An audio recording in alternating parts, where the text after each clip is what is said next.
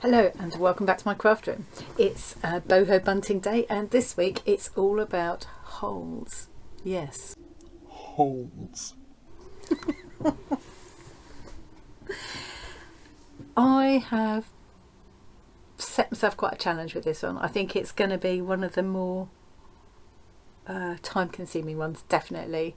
I've been on YouTube having a look at different ways of doing different styles of cut work, and I've watched people from all different countries doing all different styles of all different kinds of embroidery, where you end up with holes through the fabric basically. And I've decided I'm going to kind of mishmash two or three of them together and do my own version. So I'm going to keep a very basic shape and just one piece of fabric this time, because the stitching is going to be the complicated part.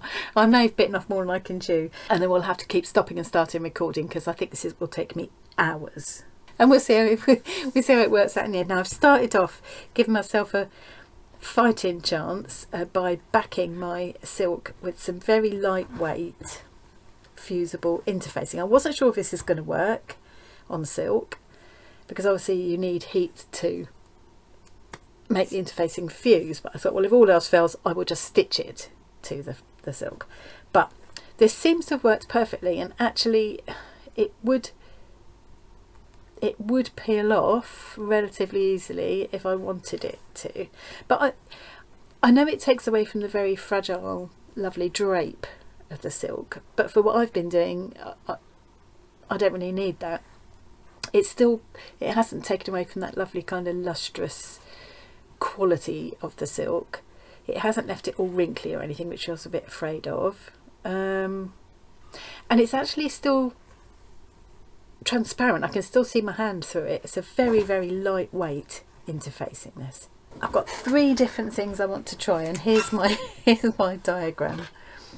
In a minute I'm going to draw myself some circles and just do a running stitch around them to give myself a guideline. And because I'm not exactly following any of the many methods that I've been watching on YouTube, I've just made up my own names for them.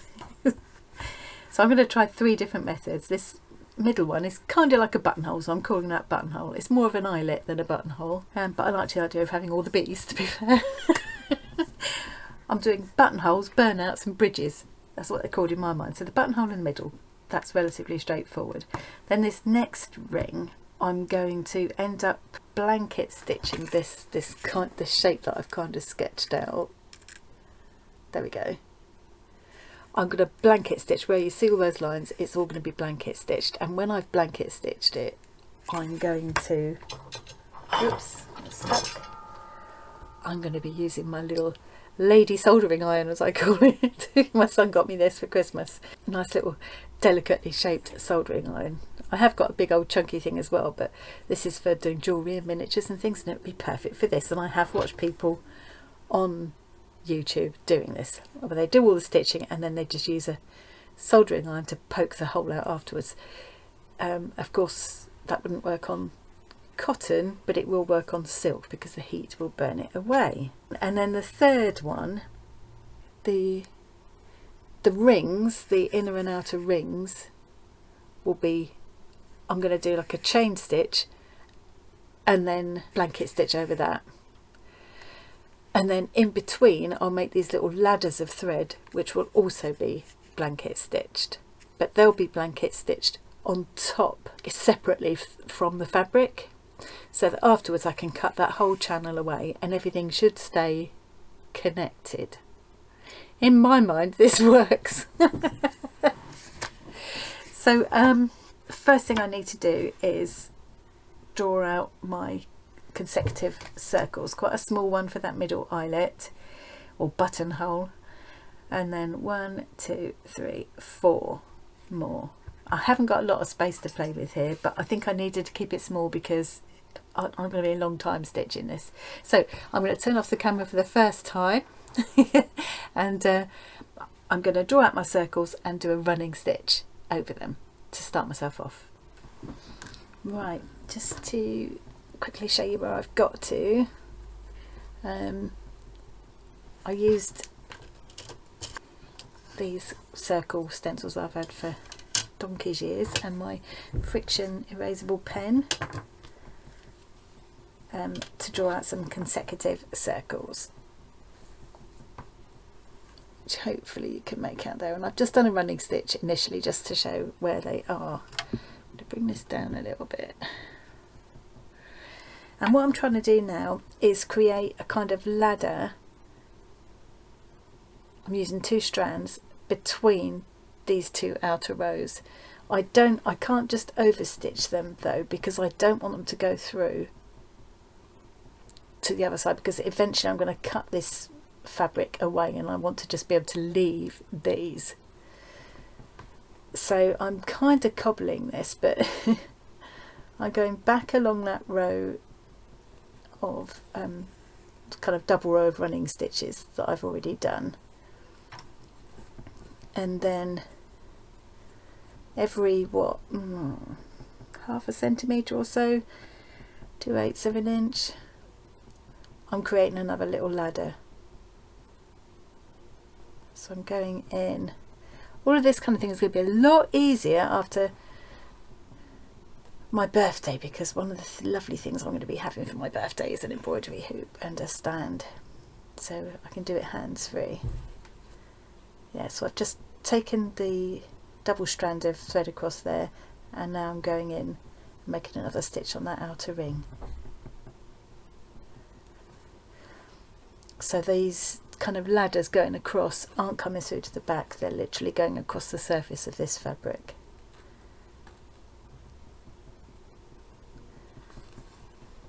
And I'm very much cobbling this together,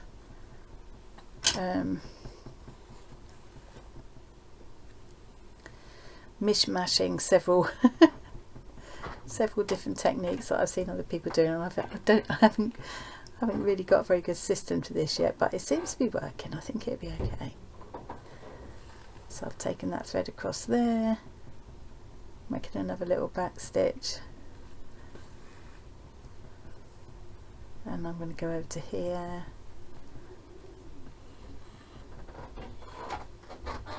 make another little back stitch, move along,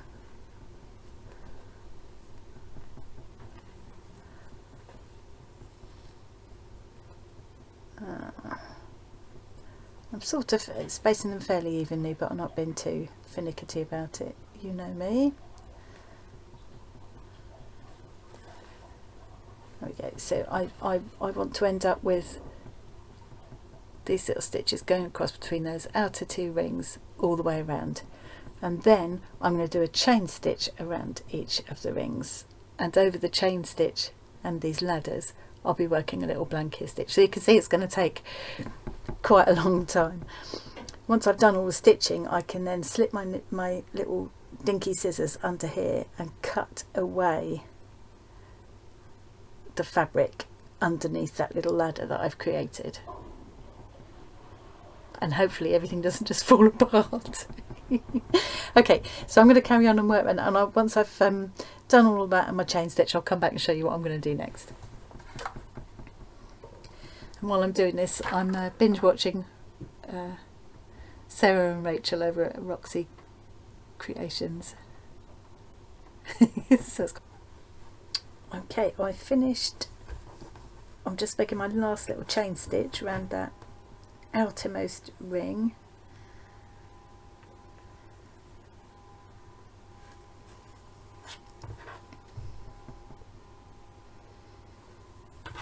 Okay.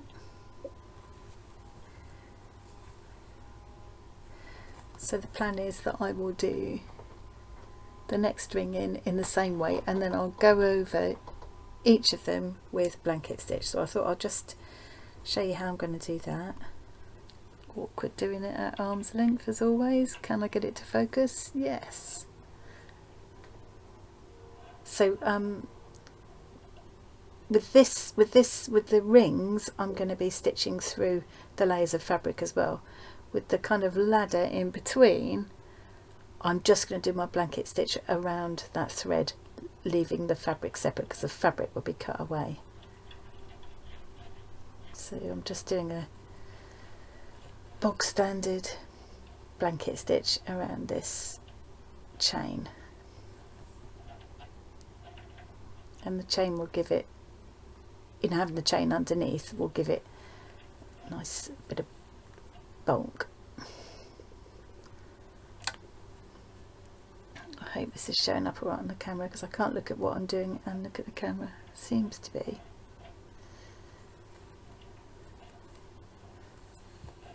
Okay.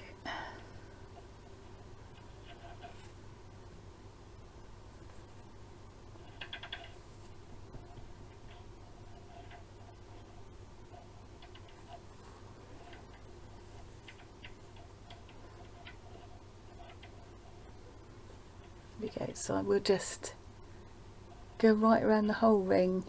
Go to focus. There we go. Blanket stitching like that. I might do it a little bit closer together than I've done there, when I can see what I'm doing properly. And then the same thing on the inner ring, and the same thing across all of the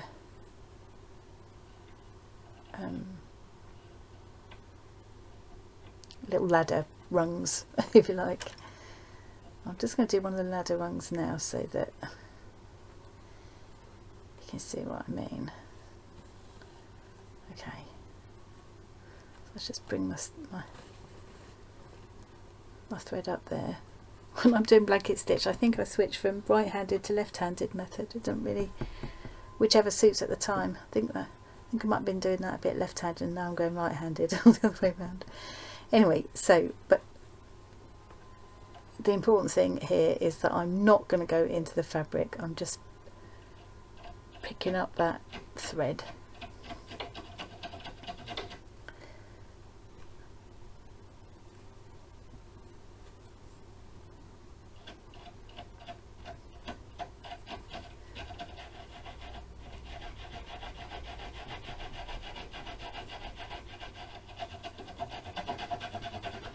You hear that scrubby noise? That's my husband cleaning the bathroom next door. He does an excellent job. He's much more thorough than me.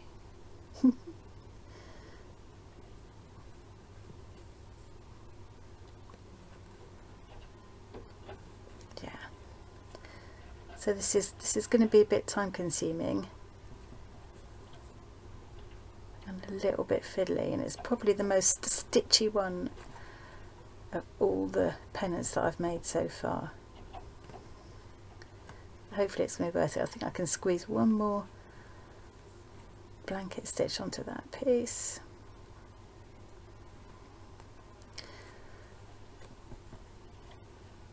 There we go.